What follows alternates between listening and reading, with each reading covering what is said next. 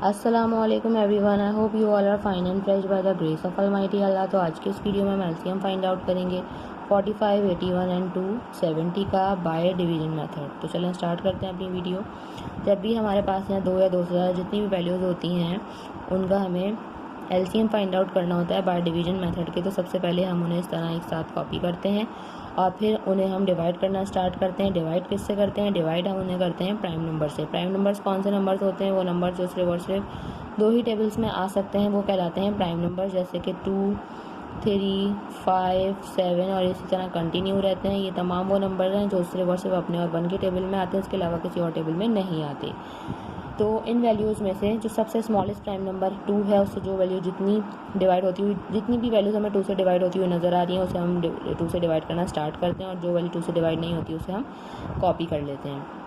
तो 2 का divisibility rule है कि अगर किसी वैल्यू के लास्ट में इवन नंबर या फिर 0 हो तो वैल्यू 2 से कम्प्लीटली डिवाइड हो सकती है।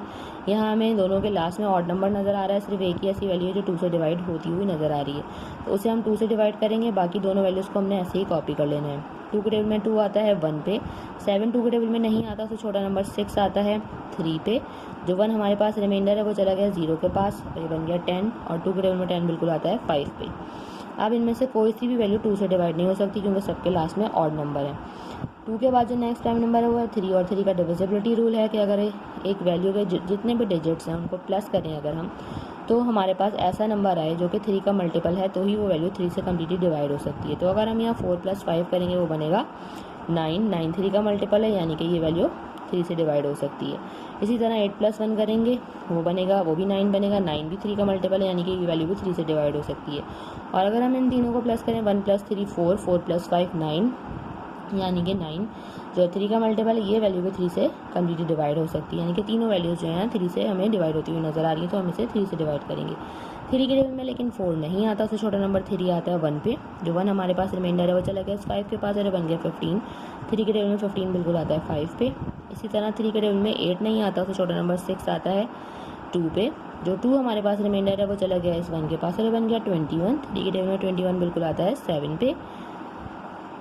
इसी तरह 2 के टेबल में 1 नहीं आता, 3 के टेबल में 1 नहीं आता, और फिर 2 डिजिट लेंगे तो 13 भी नहीं आता, तो छोटा नंबर आता है 12, और वो किस पर आता है? 3 के टेबल में 12 आता है 4 पे। जो हमारे पास यहाँ 1 रिमाइंडर है वो चला गया 5 के पास और बन गया 15, और 3 के टेबल में 15 आता है 5 पे। अभी भी तीनों वैल्यूज हमें 3 से ही डिवाइड होती हुई नज़र आ रही हैं, क्योंकि 3 के टेबल में 15 आता है 5 पे, 27 आता है 9 पे, और 45 हम यहाँ देख चुके हैं किस पर आता है 15 पे। अभी भी इनमें से कुछ वैल्यूज़ जो हैं वो 3 से डिवाइड हो रही हैं, 5 नहीं हो सकता, उसको ऐसे ही कॉपी कर लेंगे। 3 के टेबल में 9 आता है 3 पे, 15 आता है 5 पे। ये 3 अभी भी जो है वो 3 से डिवाइड होगा, बाकी दोनों 5 जो हैं वो 5 से डिवाइड होंगे, उनको हम ऐसे ही कॉपी कर लेंगे। 3 के टेबल में 3 आता है 1 पे, 5 को देख प्राइम नंबर है, 5 को यहाँ हमें 5 से ही डिवाइड करना है क्योंकि 5 के टेबल में 5 आता है 1 पे। यहाँ ऑलरेडी 1 हमारे पास आ चुका है और ये तीनों वैल्यूज़ कम्प्लीटली डिवाइड हो चुकी हैं। अब हम इसका LCM means least common multiple किस तरह फाइंड आउट करेंगे? इन तमाम प्राइम नंबर्स को जिनसे हमने इन तीनों वैल्यूज़ को एंड तक डिवाइड किया, इनको कर देंगे आपस में मल्टीप्लाई। 2 मल्टीप्लाई बाय 3, काउंट कर लेते हैं कितने 3 हैं हमारे पास, 1 2 3 4।